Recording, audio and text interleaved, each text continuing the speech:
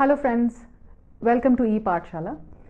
The module that we are going to discuss is based on a very important, politically as well as constitutionally important aspect of center and state relationship. As we all know that the federal structure of India is present as well as absent as far as the design of quasi-federalism is concerned when we speak with respect to India. This module will be trying to look into the two entities, that is the center and the states, and how they interact with each other. Now, while this interaction happens, what are the aspects of their interaction, for example, administrative, financial, or otherwise? Also, it will be interesting to understand what are the different initiatives that have been taken from time to time to guide, contain, restrict, or to promote the relationship and the consequences of the relationship that happen between center and the state. Definitely, Constitution is there to guide the relationship. However, because it's a political articulation of interests, there may be something beyond constitutional definitions which have been attempted by different committees and commissions to address and to propose a course for the future.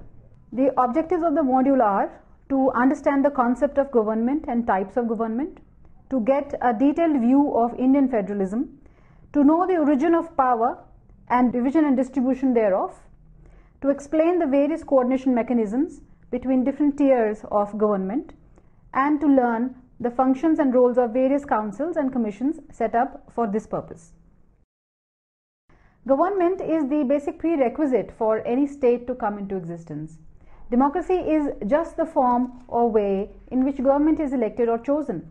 In democracy, the government is elected by the people of the state, or more specifically, citizens. As the name suggests, the purpose of government is to govern, and to govern, one needs power. The government has certain powers which they derive from the people of the state itself. Indian Constitution specifies the power of governments in India and its structure. On the basis of exercise of this power, the government can be said to be federal or unitary. And if the power is distributed or divided between different levels or tiers of government, then it is said to be federal government. If there is only one level or tier of government, it is called unitary government. In India, there is devolution or distribution of power by center to states, as it can take away the given power in certain situations. Hence, it is quasi-federal government with strong union government. In division of power, there is clear demarcation of power which is there in Canada or USA. This division or distribution of power needs to be differentiated from separation of powers or sharing of powers. Separation of powers is horizontal, whereas division or devolution of power is vertical. Separation of powers is among the different organs of the government, such as legislative, executive, or judiciary. Division of power is among the different tiers of government, such as union, state, or municipal. Each tier has its three organs for the exercise of this power. Our constitution is one of the very few that has gone into the details regarding relationship between the union and the states. The total of 56 articles from the article 245 to 300 in part 11 and 12 are devoted to the center-state relations. Part 11 contains the legislative and administrative relations, and part 12 includes the financial relations. In India, the center and state exercise their authorities in their respective subjects distributed in these three lists as they are. List 1 contains all those subjects which are in the exclusive jurisdiction of Parliament. List 2 consists of all the subjects which are under exclusive jurisdiction of the state legislature. And list 3, which is called the concurrent list, consists of subjects on which both Parliament and state legislatures can pass laws. The Constitution of India vests the residuary powers, that is, the power to legislate with respect to any matter not enumerated in any of the three lists in the Union legislature. It has been left to the courts to determine finally as to whether a particular matter falls under the residuary powers or not. Devolution of power and accountability. Arguments regarding the devolution of authority can be divided into two separate subcategories. The first, focusing more on politics, and the second, focusing on the enforcement of the process. The political one sometimes identified with the idea of federalism and sometimes with the idea of participatory democracy argues that local institutions are more accountable to the people than centralized ones, and that devolution of such institutions will therefore improve the quality of government. The enforcement subcategory argues that private institutions can be accountable for their own behavior and that the government's efforts to enforce the law should allow people to play an active role. Accountability arguments for the devolution of authority from the central government to local governments are based on the idea that a political entity that governs a small group of people can be more readily controlled by those people than one that governs a large people. In other words, smaller governmental units are more accountable to their constituents. Implicit in this claim are at least three different thoughts. First, a government is more accountable to those it governs if it is small, because it will need to be more attentive to the concerns of its constituency. Secondly, a government is more accountable to those it governs if the governed people are small, because the members of this group can communicate more readily with each other and more readily organize political action. Thirdly, a government is more accountable to those it governs if its decision makers are physically closer to those whom it governs, because such proximity causes the government to be more attentive and facilitates communication from the constituency. The effectiveness of any decision-making unit depends on a variety of factors, including the information available to it, the quality of its personnel, its level of control over its subordinates, and its prestige among those who must follow its commands. And it is the central government that decides how decision-making authority will be divided between itself and the geographical subdivisions, and when that allocation will be changed. The argument that accountability is increased if authority is transferred from national to local authorities is not connected with federalism and relies only on the more general principle of managerial decentralization. The accountability argument for devolution of authority to local authorities is conceptually connected to the principle of participatory democracy as opposed to the principle of federalism. That is, devolution has nothing to do with the rights of states, qua-states, and little to do with the rights of any government entity, but rather draws its conceptual force from the idea that citizen participation is essential if democracy is to prosper, or perhaps even survive. Participation democracy or participatory democracy is a very popular idea these days, but it presents formidable difficulties when considered from either a descriptive or effective point of view. There should be continual involvement and constant vigilance of local population and their ability to monitor the custodian of decision making that constitute the bulk of virtually every assignment of governmental authority. Without such vigilance, the devolution of authority to local governments will, on the whole, and with a few exceptions, decrease government accountability. Unlike the accountability arguments for political devolution, the accountability arguments for devolution to private parties do not focus on the structure of the government, but rather on the government's relationship to the citizens. These arguments begin with the recognition, which other accountability arguments so often ignore, deny, or condemn, that enforcement of public policy directives is a crucial task of modern government. The basic idea is that enforcement will be more effective, that it will better accomplish its ultimate purpose if private parties, whether organizations or individuals, are accountable for their actions. Such accountability can be achieved by transferring or devolving power from administrative agencies and other governmental institutions to these private parties. Thus, accountability arguments for enforcement devolution recommend that classic command and control regulations be replaced with a more cooperative and collaborative approach. Next part of this module, and where we'll be discussing more concrete initiatives taken in the direction of what we have discussed just now. National Development Council. It was set up by an executive resolution in 1952 on the recommendation of the first 5-year plan draft prepared by the erstwhile Planning Commission. It is neither a constitutional nor a statutory body. It is an advisory body, and its recommendations are not binding. The objectives of NDC, that's National Development Council, to enumerate a few are to secure the cooperation of states in the execution of the plan, to strengthen and mobilize the efforts and resources of the nation in support of the plan, to promote common economic policies in all vital spheres, etc. The Union government has from time to time taken steps to look into the contentious issues between the centre and the states. That connects us to the next part of this module, and that is Interstate Council. The Union government constituted a commission in 1988 under the chairmanship of Justice R.S. Sarkaria to review the working of the existing arrangements between the Union and the states. One of the important recommendations of Sarkaria Commission was for establishing a permanent Interstate Council as an independent national forum for consultation with a mandate well defined in accordance with Article 263 of the Constitution of India. Pursuant to the recommendation, the Interstate Council was set up under Article 263 of the Constitution of India by Presidential Order dated 28/5/1990 under VP Singh government at the centre.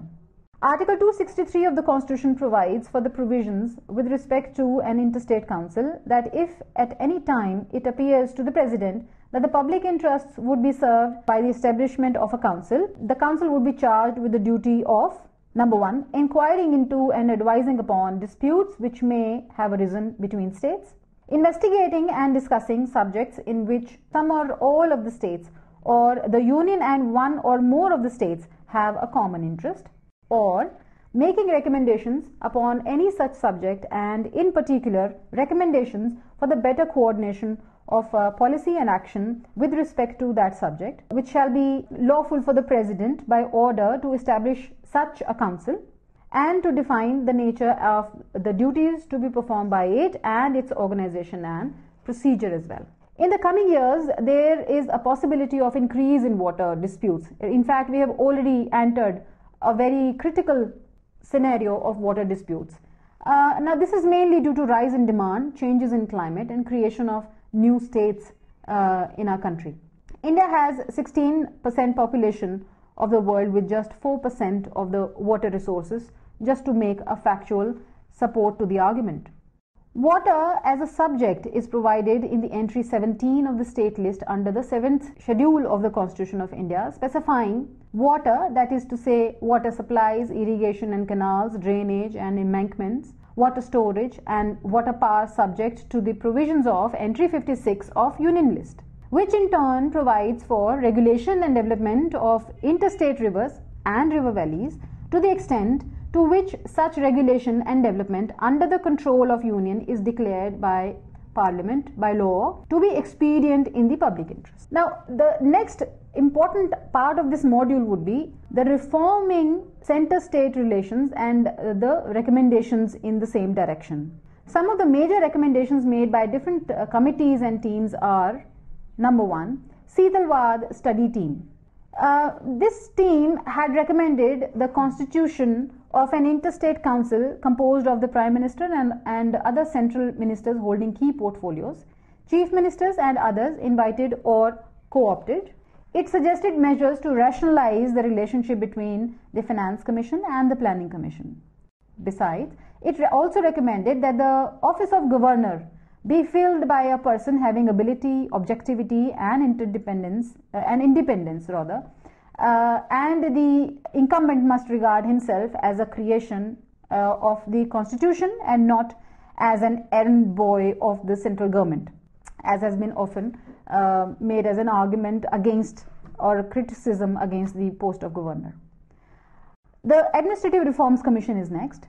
This commission noticed that the central government had even moved into the fields earmarked for the state under the constitution and asked it to withdraw from such infringements. It recommended the setting up of an interstate council but made a novel suggestion about this composition. Instead of giving seats to this body to all the chief ministers, it wanted to have 5 representatives, 1 each from the 5 zonal councils. The Rajamanar committee also submitted another report. The DMK government of Tamil Nadu appointed a commission with the direction to suggest changes in the existing level of union-state relations. Their terms of reference were to examine the entire question regarding the relationship that should exist between centre and the states in a federal setup, and to suggest amendments to the constitution so as to secure utmost autonomy to the states. The committee was headed by P.V. Rajamanar, a retired Chief Justice of Madras High Court, and the committee presented its report in 1971. The Sarkaria Commission report is the next point. In 1967, the United Left Government of Kerala submitted a memorandum for review of centre-state relations, financial relations, to the NDC. Situation changed after 1967 elections as opposition put forth the demand to restructure the centre-state relations, especially in matter of finance. A study team under the chairmanship of M.C. Seetalwad was appointed by the Administrative Reforms Commission in 1968 to review the centre-state relationship in India. The study team submitted its report in 1969. The report pointed that the 7th schedule were in favor of centre, not state, and some articles like 200, 201, 249 and 252 sweep the power from the state. None of the recommendations were although taken into consideration. The National Commission to review the working of the Constitution is the next point. The National Commission to review the working of the Constitution was set up by the NDA government, wide government resolution dated 22nd February 2000, for suggesting possible amendments to the Constitution of India. The 11-member commission was headed by retired Chief Justice of India, Justice M.N. Venkatachalaya. The commission submitted its report in 2 volumes to the government on 31st March 2002. The terms of reference stated that the commission shall examine in the light of the experience of the last 50 years as to how best the Constitution can respond to the changing needs of efficient, smooth and effective system of governance and socio-economic development of modern India within the framework of parliamentary democracy, and to recommend changes, if any, that are required in the provisions of the Constitution without interfering with its basic structure or features. Next in the line would be Punchhi Commission on Centre-State Relations. The Sarkaria Commission was the first comprehensive review of centre-state relations. However, it could not achieve much in terms of removing the irritants in centre-state relations. Furthermore, Indian polity and economy underwent profound changes after 1989, posing new challenges for government at all levels. This called for a fresh look at the relative roles and responsibilities of each level and their interrelations. Thus, the main question posed to the Punchhi Commission was, are the existing arrangements governing centre-state or provincial relations, legislative, executive and financial, envisaged in the Constitution as they have evolved over the years, working in a manner that can meet the aspirations of the Indian society as also the requirement of an increasingly globalizing world? If not, what are the impediments and how can they be remedied without violating the basic structure of the Constitution? The Punchhi Commission was appointed in April 2007. The Commission presented its report to the Government of India on 19th April 2010. The report is the second landmark report in the federal relations in India. The Punchhi Commission was headed by Justice M.M. Punchhi, of course. The other 4 full-time members were Dhirendra Singh, V.K. Duggal, Dr. N.R. Madhava Menon and Vijay Shankar. Keeping in mind the changed social, political, economic and internal security scenario in the country, the government assigned the Commission much wider range of terms of reference. The terms of reference required the Commission to examine the review of working of existing arrangements between Union and states, various pronouncements of courts regarding powers, functions and responsibilities in legislative, administrative, financial relations, economic and social planning, Panchayati Raj, sharing of resources including interstate river water disputes. The Commission was also required to address the growing challenge of ensuring good governance and sustained and rapid economic growth in the context of recent social and economic developments. The Punchhi Commission report covers all important themes in the centre-state relations in 7 volumes. The first volume deals with evolution of centre-state relations, The second volume goes into the constitutional scheme of things, covering recommendations regarding Article 19, Article 355, 356 and Article 263. The third volume deals with economic and financial relations, and recommendations include upgrading of the planning model to remove regional imbalances. The fourth volume gives recommendations regarding 73rd and 74th Amendment and the 6th Schedule.